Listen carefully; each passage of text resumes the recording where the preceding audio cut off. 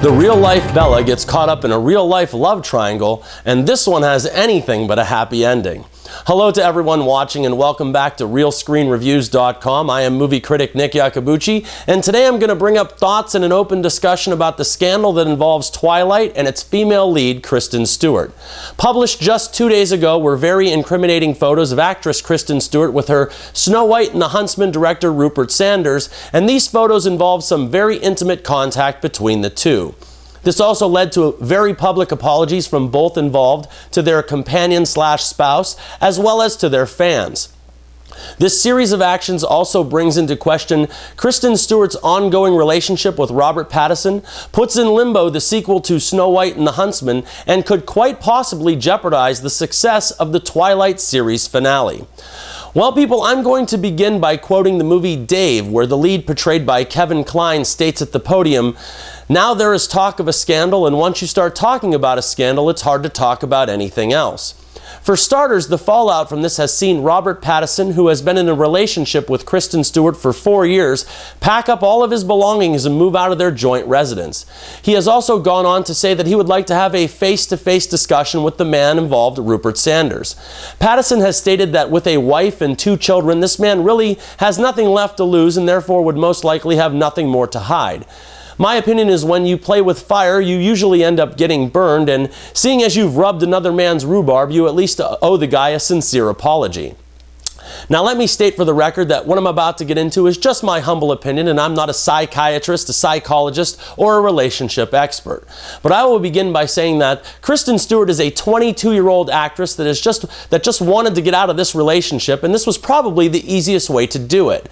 I mean, let's think about it. If you are followed around everywhere you go by the paparazzi, and you choose to do this in public, you are not just stupid, you are pathetically stupid and deserve to get caught. Well, I don't think that this girl is stupid, and quite to the contrary, I think she knew exactly what she was doing. This is a girl in her early 20s, she's young, she's famous, and has been in a committed relationship for 4 years, and she obviously didn't want to be tied down any longer. People that have affairs are just like people that are addicted to drugs. Both of these instances thrive on one thing and one thing alone, and that one thing would be secrecy. By doing this, not only did this give her an exit, it gave her the easiest exit, and after 4 years with Robert Pattison, she must have known how he was going to react to this. As I said before, she has come out and stated how sorry she was and that Pattison is her first and only love, but she should have thought about that well before she had this affair. It's really hard to feel sorry for her. However, it isn't difficult to feel sorry for Robert Pattison. I don't care who you are or how much money you have, no one likes to be hurt in life.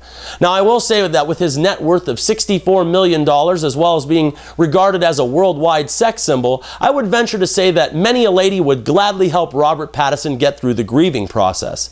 I can say with absolute certainty that he will bounce back from this, but I give him all the credit in the world for leaving her in the first place. This brings me to Rupert Sanders. He was a very credible commercial director that was a complete and unproven feature filmmaker, and he was given the reins to this big Hollywood film entitled Snow White and the Huntsman. He did an extremely credible job delivering this to the mass audiences around the world, and I, for one, thoroughly enjoyed Snow White. It has become a worldwide hit that has already been greenlit for a sequel, and even though the critics were kind of split on this one, the general public liked it immensely. Now, he really did bite into the apple by thinking with his Huntsman, and in my opinion, he really put himself on the chopping block when it comes to this sequel. Now, if both relationships fail, Kristen Stewart and Rupert Sanders could work together in the future, but I would think that even then it would be odd for both of them.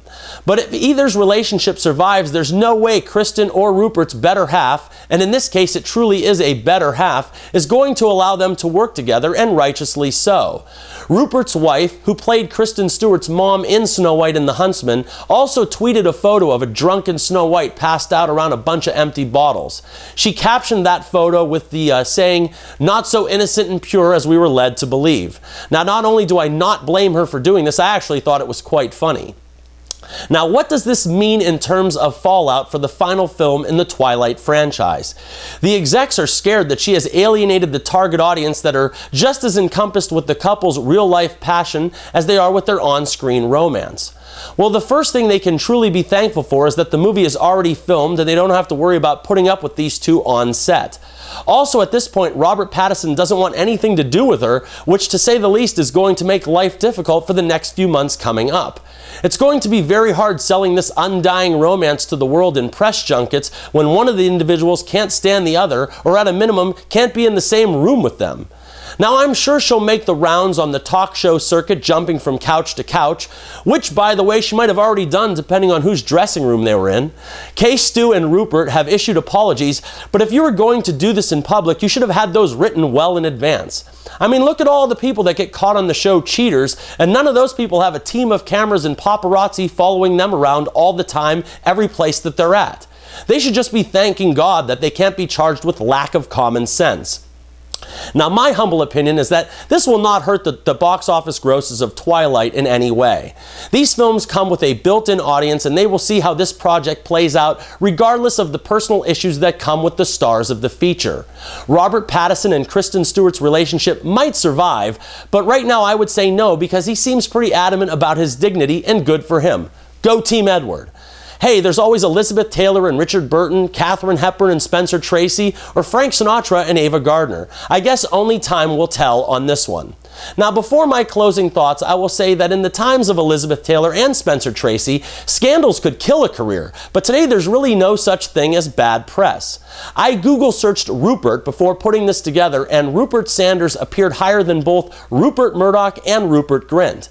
Now, considering on Wednesday, or just a couple days ago, nobody knew who this guy was, could that really be such a bad thing to his agent or career? I wasn't able for the last week or so to respond to any posts because of YouTube doing updates, but I promised to try and answer almost all opinions posted. Now, I would really like to know what you out there think of this scandal in general, and do you think that the final Twilight film will succeed without incident or fail because of this bad press? Do you guys think that the romance between Stu and Robert Pattison will heal and mend, or crash and burn? And finally, will the sequel to Snow White and the Huntsman actually happen, and will Rupert Sanders be at the helm? Please feel free to express your opinions and tell me what you out there think. And until next time, I will end this the way I always do and say, remember people, I'm not always right, but only when it comes to the movies, and thank you for your attention.